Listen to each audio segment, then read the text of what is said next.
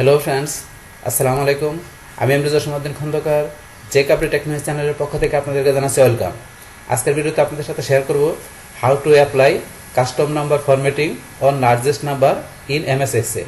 অর্থাৎ এমএস এক্সেলের মধ্যে আমাদের যে লার্জেস্ট নাম্বারগুলো থাকবে সেই লার্জেস্ট নাম্বারের মধ্যে আমরা কীভাবে কাস্টম নাম্বার ফরম্যাটিং অ্যাপ্লাই করতে পারি, আজকে আমরা সেই বিষয়টা দেখব।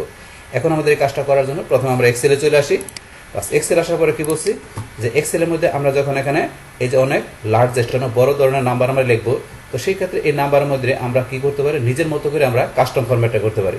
যেমন এখানে ধরুন আমার এখানে কিছু নাম্বার আমার লেখা আছে, তো এই নাম্বারগুলো ধরুন এখানে আমি যদি ফর্মুলা বারে যাই, তখন এই যে নাম্বার কিন্তু এই যে এইভাবে লেখা আছে।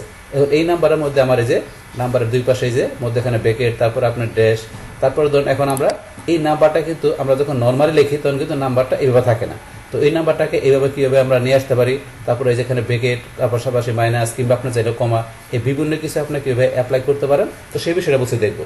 এখন ধরুন আমরা দেখার জন্য যে কী করতে পারি, এখন ধরুন আমরা যদি এখানে এসে একটা নাম্বার লিখি,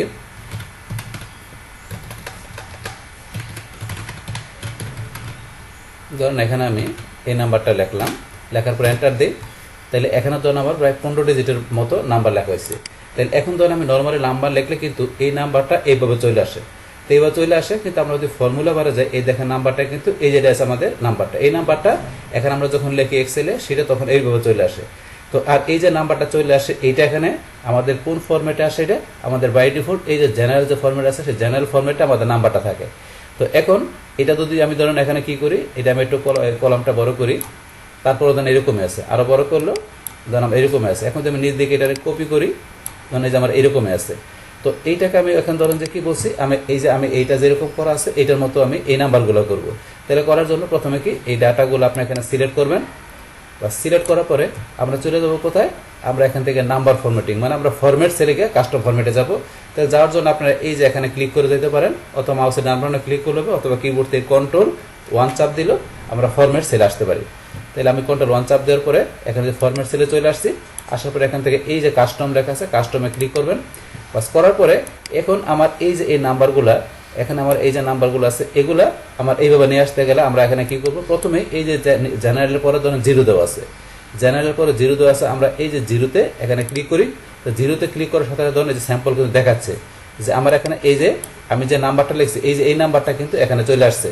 তো এই নাম্বারগুলো কিন্তু আমার এই যে এই নাম্বারটাই, তাহলে এই নাম্বারটা কিন্তু আমি জিরো দেওয়ার পরে চলে আসছে। আবার যদি জেনারেলে যাই দেখেন আগের মতো হয়ে গেছে, এই যে +14 দেওয়া আছে। আমি জিরোতে ক্লিক করলে আমার নর্মাল যে নাম্বারটা সেটা চলে আসলো। আসার পর এখন আমাকে ক্লিক করলে বাস এই ধরুন আমার নাম্বারগুলো আমি এখানে যেভাবে টাইপ করছি নর্মাল সেইভাবে নাম্বারগুলো চলে আসছে। তো এখন ধরুন এটা আমরা নিয়ে আসলাম, বাস নিয়ে আসার পরে এখন তারপরে বলছি আমরা এই যে এরকম আমাদের ব্রেকেট কিংবা মাইনাস বা কম আমাদের যে জিনিসগুলো প্রয়োজন পড়ে এই নাম্বারের মধ্যে সেগুলো ধরুন আমরা কীভাবে এখানে অ্যাপ্লাই করবো। তাহলে করার জন্য সেমভাবে এখান থেকে আমরা Ctrl+1 অথবা আমরা এই যে এখানে ক্লিক করে আমরা ফরম্যাট সেলে আসবো। আসার পর এখান থেকে আমরা কাস্টম আসার পরে এখান থেকে ধরুন আমাদের কি করতে হবে, এখন এই যে স্যাম্পল নাম্বারগুলো আমরা এখানে যা করবো এখানে দেখাবে। এখন ধরেন আমরা এখানে কি করব, এখন আমরা ধরেন এখানে আমরা কি দেবো, এটা করার জন্য যে আমরা এই যে এরকম যে বলছি কি দেওয়ার জন্য ব্র্যাকেট বা এখানে স্পেস, তো এই বিষয়গুলো দেওয়ার জন্য কি করতে হবে, এখানে আমরা ধরেন যে কি করলাম আমরা হ্যাশ ইউজ করব। তাইলে আমরা এখানে যে হ্যাশট্যাগ যেটা বলি আমরা হ্যাশ ইউজ করবো। তাইলে এখানে আমরা ধরেন যে 2টা হ্যাশ দিলাম। তো 2টা হ্যাশ দেওয়ার পরে এখন আমরা কি এখানে স্পেস দিব, মানে 2টা হ্যাশ দিয়ে স্পেস দেওয়ার মানে কি আমাদের 2 ডিজিট পরে মানে 2টা নাম্বারের পরে আমার একটা স্পেস চলে আসবে।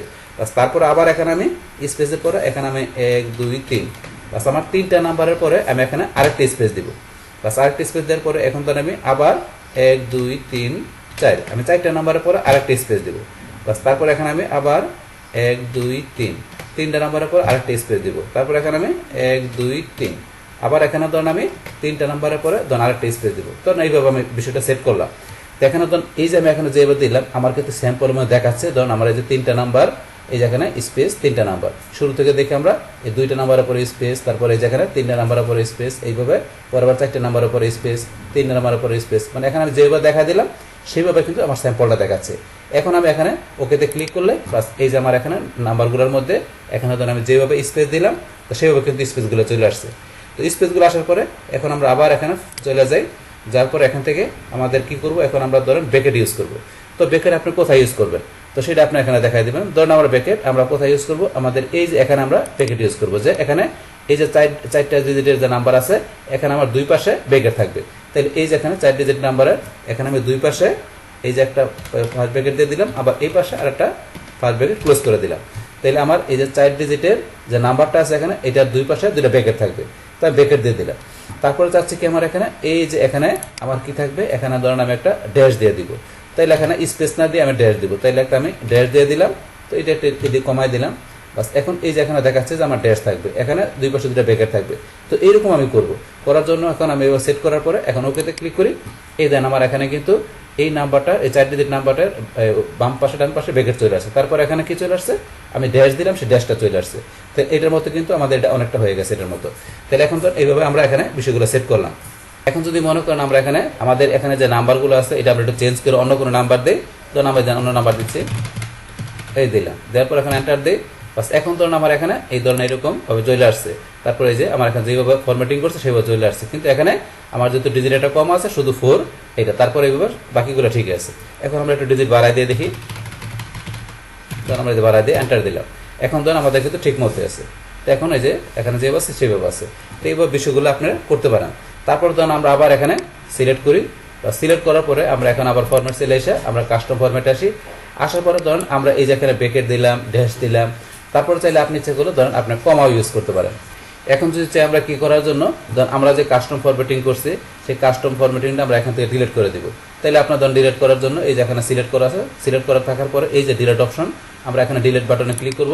করার পরে ধরুন আমাদের এখানে কাস্টম ফরম্যাটটা কিন্তু ডিলিট হয়ে গেল। এখন ওকেতে ক্লিক করলে বাস যে ডিলিট হয়ে আমরা আগে বাই ডিফল্ট যেটা ছিল আমাদের টাইপ করার পরে সেটা কিন্তু আবার চলে আসছে। তাহলে এই যে এখানে আপনাদের আমি যেভাবে দেখালাম এবার কি করতে পারেন, আপনাদের যে এক্সেল শিটে যে লার্জেস্ট নাম্বারগুলো থাকবে সেটা এখান থেকে আমি যেভাবে দেখা দিলাম এইভাবে আপনারা কি করতে পারেন, কাস্টম নাম্বার ফরম্যাটিং অ্যাপ্লাই করতে পারেন। বাস, তাহলে এই আমাদের এখানকার টোটাল বিষয়টা মূলত আমাদের আজকের ভিডিও। ডিয়ার ফ্রেন্ডস, আমার আজকের এই how to apply custom number formatting on largest number in MS Excel, এই ভিডিও যদি আপনাদের কাছে ভালো লেগে থাকে কিংবা এই ভিডিও থেকে আপনারা কিছু শিখে থাকেন, উপকৃত হয়ে থাকেন, তাহলে আমার এই যে ক্যাপ্রি টেকনোলজি চ্যানেলটি আপনারা সাবস্ক্রাইব করবেন, লাইক করবেন, কমেন্ট করবেন এবং সবার সাথে শেয়ার করবেন। Thanks everybody.